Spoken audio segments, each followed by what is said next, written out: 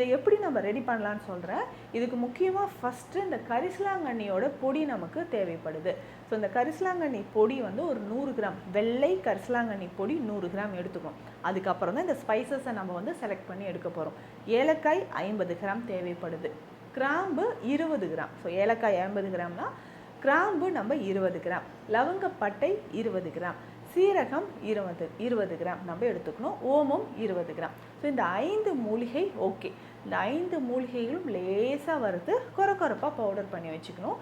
இதனோட நம்ம வெள்ளை கரிசலாங்கண்ணி பொடி இருக்கு இல்லைங்களா, இதையும் சேர்த்துக்கணும். எதற்காக அப்படின்னா, சித்த மருத்துவத்தை பொறுத்த வரைக்கும் கல்லீரல் தொடர்பான பிரச்சனைகள் எதுவாக இருந்தாலும் முக்கியமான ஒரு காயக்கருப்பு மூலிகை தான் வெள்ளை கரிசலாங்கண்ணி. ஸோ இதையும் நம்ம இதனோட சேர்த்து ஒரு டீ பவுடர் மாதிரி ரெடி பண்ணிட்டோம். ஒரு ஸ்பூன் ஃபுல்லாக 5 கிராம் அளவுக்கு இதை எடுத்து 3 கிளாஸ் தண்ணீரில் போட்டு நல்லா பாயில் பண்ணணும். ஸோ இது 1 கிளாஸ் வந்தது பிறகு இதை ஃபில்டர் பண்ணி இதில் ஒரு 5-6 துளிகள் எலுமிச்சை சாறு, இல்லைன்னா நெல்லிக்காய் சாறு அல்லது இஞ்சி சாறு, ஏதாவது ஒன்று.